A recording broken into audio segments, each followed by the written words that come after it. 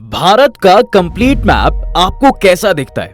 ऐसा बिल्कुल नहीं। ये है भारत से सटे हुए छोटे छोटे आइलैंड्स जो पूरा भारत बनाते हैं। इनमें से ही ये एक आइलैंड है अंडमान एंड निकोबार आइलैंड, जो कि भारत का एक इंपॉर्टेंट वेपन है चाइना के अगेंस्ट। इसी आइलैंड के 4609 किलोमीटर दूर बसा है अगेलिका आइलैंड, जो कि इंडियन ओशन में बसी एक ऐसी कंट्री का पार्ट है जो बहुत डिकेड से भारत का खास दोस्त बना रहा है।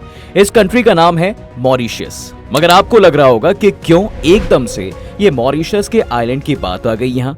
तो ये आइलैंड कोई ऐसा वैसा नहीं है साहब, बल्कि भारत का एक सीक्रेट मिलिट्री बेस है, जो कि चाइना के इंडियन ओशन में बढ़ते प्रेजेंस के लिए एक स्ट्रैटेजिक मूव भारत और मॉरिशस डिफेंस फोर्सेस द्वारा लिया गया है। तो क्या है इस अगेलिका आइलैंड में ऐसा कि इसको एक बेस चुना गया है? क्या है भारत और मॉरिशस का प्लान? क्या है चाइना के बढ़ते इंडियन ओशन में प्लान? चलिए समझाते हैं पूरी गुत्थी अगेलिका आइलैंड की। देखिए, जहां तक आपकी नजर जा सकती है, इस अगेलिका आइलैंड पे आपको मोती जैसे सफेद बीच, कोकोनट के पेड़ और नीला समुद्र दूर दूर तक दिखेगा। ये ऐसा आइलैंड है साहब जो दो आइलैंड से मिलके बना है और जिसकी शेप आपको एक्सक्लेमेशन मार्क जैसी दिखेगी। इसका नॉर्दर्न आइलैंड लंबा और पतला है, जबकि साउदर्न आइलैंड 200 मीटर चौड़ा, छोटा और गोल है। ये आइलैंड मेन मॉरिशस से 1100 किलोमीटर दूर है। यहाँ पहुंचने के लिए नाव से लगभग 2 दिन लगते हैं। दोनों आइलैंड केवल 25 स्क्वायर किलोमीटर के हैं, लेकिन अपने छोटे एरिया के बावजूद ये आइलैंड एक इंपॉर्टेंट जियोपॉलिटिकल गेम प्ले करते हैं,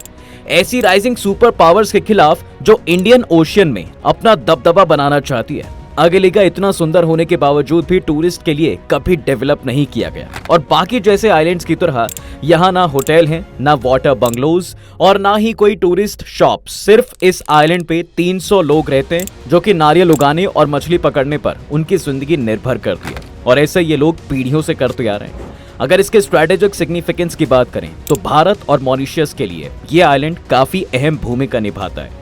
पिछले 20 सालों में बहुत देशों ने इंडियन ओशन को एक स्ट्रैटेजिक जोन के रूप में देखना शुरू कर दिया है। ये ऐसा रीजन है जहां से दुनिया की कुछ सबसे इंपॉर्टेंट शिपिंग लेन गुजरती है। ये रीजन वेस्ट में अफ्रीका से लेकर मिडिल ईस्ट तक, नॉर्थ में भारत, पाकिस्तान और बांग्लादेश और ईस्ट में इंडोनेशिया और ऑस्ट्रेलिया तक फैला हुआ है।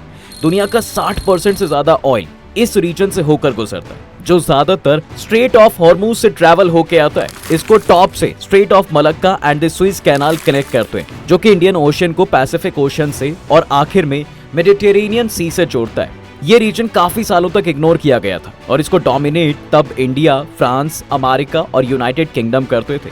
मगर जब से इस रीजन में चाइना की एंट्री हुई है, ये सारी कंट्रीज के लिए सरदर्दी बन चुका है। चाइना अपने रोड एंड बेल्ट इनिशिएटिव के साथ एशिया, अफ्रीका और यूरोप में अपना प्रेजेंस बना रहा है। वैसे ही वो एक स्ट्रैटेजी स्ट्रिंग ऑफ पर्ल्स के थ्रू इंडियन ओशन में अपना दबदबा बनाना चाहता है।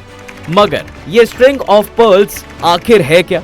तो देखिए, ये इंडियन ओशन में चाइना का ऐसा नेटवर्क प्लान है जिसमें चाइना अपनी मिलिट्री और कमर्शियल फैसिलिटीज ऐसे देशों में बनाना चाहता है जो कि इंडियन ओशन के पास पड़ते हैं। अभी इस चेन पर नजर डालते हैं कि कैसे चाइना यहाँ काम करता है। इस चेन का पहला पोर्ट है चिट्टागोंग पोर्ट, जो कि बांग्लादेश में पड़ता है। ये बांग्लादेश का इंपॉर्टेंट पोर्ट है जिसे वो खुद अपने डिफेंस के लिए यूज करता है। इंटेलिजेंस रिपोर्ट के माने तो चाइना यहाँ पर अपने कई सारे रडार्स ऑपरेट करता है। इसके साथ ही सटे हुए म्यांमार में क्यायुक्प्यू पोर्ट है, जहाँ चाइना बर्मीज मिलिट्री के साथ मिलकर एक डीप सी पोर्ट तैयार कर रहा है। 2021 में रिवील की गई सैटेलाइट इमेजेस से यहाँ एयर स्ट्रिप तैयार की हुई देखी जा सकती है। इसके साथ ही इसका एक और आइलैंड जिसका नाम कोको है, वो एक समय भारत का ही पार्ट हुआ करता था, लेकिन जैसे कि अब ये म्यांमार का पार्ट है तो चाइना ने यहाँ एयर स्ट्रिप और एडवांस रडार ऑपरेट करने लग गया है और ये आइलैंड अंडमान निकोबार आइलैंड से पास है, जिसकी वजह से यहाँ भारत की मिलिट्री एक्टिविटीज पर नजर रखी जा सकती है। इसके साथ ही थाईलैंड में लेम चबांग और कंबोडिया में रीम बेस इन दोनों कंट्रीज में अपने बेसेस बना रहा है। इस चेन का अलग सबसे इंपॉर्टेंट पोर्ट है हम्बनटोटा पोर्ट। जी हाँ, जो कि कई सालों से भारत के दोस्त रहे श्रीलंका का एक इंपॉर्टेंट पोर्ट भी है। मगर चाइना के डेथ ट्रैप में फंसने की वजह से श्रीलंका ने ये पोर्ट चाइना को 99 साल तक लीज पर दे दिया है। इस वजह से अब इस पोर्ट पर पूरी तरीके से चाइना का कब्जा है और यहाँ कुछ ना कुछ नई डेवलपमेंट वो करता रहता है। इसलिए चाइना ने यहाँ अपनी स्पाई शिप्स भी भेजती है, जो कि हमेशा इसके आसपास के रीजन में गश्त लगाती रहती है। इस चेन में अगला नाम मालदीव्स का आता है, जिसने रिसेंटली भारत के साथ रिश्ते खराब कर लिए थे। अब आप समझ गए होंगे कि ये मालदीव्स का नहीं, चाइना का ही प्लान था। यहाँ उन्होंने मराओ एटॉल और फेदू फिनोलू आइलैंड को 2066 तक मालदीव्स गवर्नमेंट से लीज पर लिया है। इंटेलिजेंस की माने तो चाइनीज रडार और स्पाइंग इक्विपमेंट यहाँ ऑलरेडी सेटअप करवाए जा चुके हैं। इसके साथ ही मराओ पोर्ट में नेवल बेस तैयार करना स्टार्ट कर दिया है। इस चेन में भारत का सबसे खास पड़ोसी भी दूर नहीं रहना चाहता। पाकिस्तान ने अपना ग्वादर पोर्ट चाइना को दे रखा है और ये चाइना की एनर्जी सिक्योरिटी को प्रोटेक्ट करता है। इधर चाइना की न्यूक्लियर सबमरीन और नेवल शिप्स डॉक करती रहती हैं। इसके अलावा 2017 में चाइना ने जिबूती में मिलिट्री बेस बनाया था और चाइना फंडेड पोर्ट सूडान तक चाइना ने ये चेन बना रखी है साहब। अगर आप ये सारी जगह एक मैप में देखेंगे तो एक आपको स्ट्रिंग ऑफ पर्ल्स सी दिखाई देंगी। यही सब देखते हुए भारत भी इस मोतियों की माला को तोड़ने के लिए सागर इनिशिएटिव लॉन्च किया गया है, जिसका मतलब है security and growth for all in the region. इस इनिशिएटिव के थ्रू भारत इंडियन ओशन वाले देशों के साथ नेवल बेसिस सेटअप करने में लगा है। इसी के तहत 2015 में प्रधानमंत्री मॉरिशस दौरे पर भी गए थे, जहां एक मेमोरेंडम ऑफ अग्रीमेंट दोनों देशों ने साइन किया, जिसमें सी एंड एयर कनेक्टिविटी में सुधार के लिए इंफ्रास्ट्रक्चर को अपग्रेड करने की बात कही गई। इससे मॉरिशन डिफेंस फोर्सेस अपने आसपास के रीजन को सुरक्षित बना पाएंगी।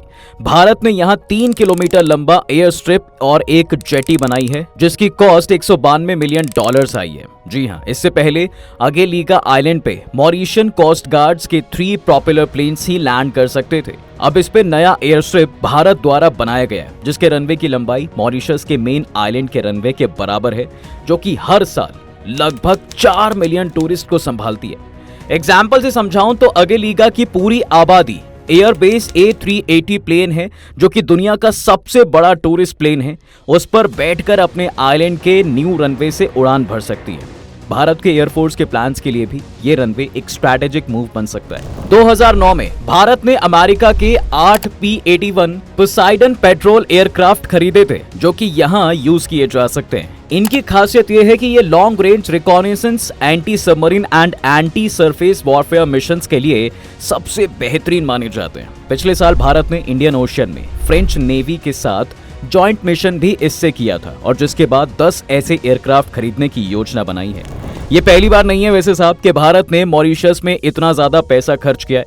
भारत और मॉरिशस के बीच मजबूत रिलेशनशिप इंडिपेंडेंस के बाद से ही है। यहाँ तक कि इनकी आबादी में 70% भारतीय मूल के लोग हैं।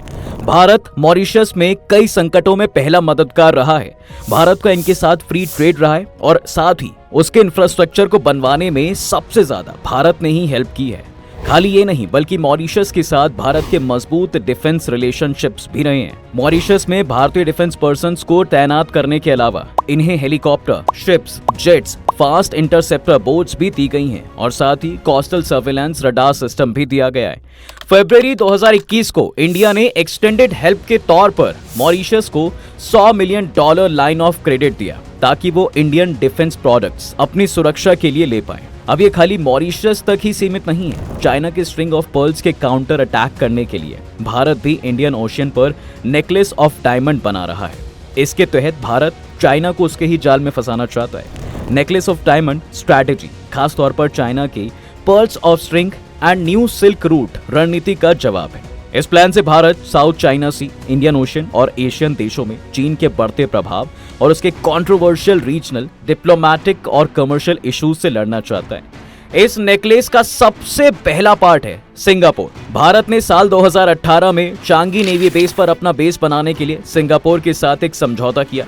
भारत और सिंगापुर के बीच नेवी कॉपरेशन के लिए भी बिलेटरल मीटिंग्स हो चुकी हैं। मलक्का स्ट्रेट के ईस्ट में सिचुएटेड किसी देश के साथ भारत का ये पहला समझौता है। ये रीजन चाइना के लिए बहुत इंपॉर्टेंट माना जाता है, क्योंकि उनका 80% ऑयल और हाइड्रोकार्बन इंपोर्ट यहां से होकर जाता है। इस एग्रीमेंट के साथ ये इंडियन नेवी को एक्सेस देता है अलग अलग बेसिस पर साउथ चाइना सी में गश्त लगाने की। इसके साथ ही इंडोनेशिया में भारत का समझौता सबांग पोर्ट के लिए किया गया है। ये पोर्ट मलक्का स्ट्रेट के एंट्री पर सिचुएटेड है। इस रीजन में भारत के कई सारे कनेक्टिविटी और इंफ्रास्ट्रक्चर बनाने के प्लान्स है। साथ ही यहाँ डीप सी पोर्ट को डेवलप करने के लिए भी दोनों ने अग्रीमेंट किया हुआ है। अपने पड़ोसी देशों की बात करें जहां चाइना ज्यादा ही घुस रहा है, यहाँ भारत ने म्यांमार में कालादान मल्टी मॉडल प्रोजेक्ट पर काम चालू कर रखा है, जिसमें $484 मिलियन खर्च करके कोलकाता के ईस्टर्न सी पोर्ट से म्यांमार के रखाइन स्टेट में सिचुएटेड सिटवे पोर्ट तक समुद्री मार्ग से जोड़ा गया है। 2021 में यूनियन शिपिंग मिनिस्ट्री ने ये तो ऐलान कर दिया था साहब कि ये पोर्ट अब रेडी है और इससे सामान को ट्रांसपोर्ट करने में कॉस्ट और टाइम दोनों कम लगेगा। इसके साथ ही बांग्लादेश और भारत के बीच मोंगला सी पोर्ट पर काम चल रहा है। ये बांग्लादेश के साउथ वेस्टर्न रीजन में सिचुएटेड है और 2023 में इस पोर्ट को भारतीय कार्गो शिप मिला। इसके साथ ही बांग्लादेश में भारत की पहुंच देश के सबसे व्यस्त चिट्टागोंग पोर्ट तक है। मॉरिशस के जैसे ही उसके पड़ोसी आइलैंड सेशेल्स पे भी भारत उसके असम्पशंस आइलैंड पे एक नेवल बेस बनाना चाहता है। ये एक इंपॉर्टेंट रीजन भी माना जाता है क्योंकि ये मोजाम्बिक चैनल के पास है।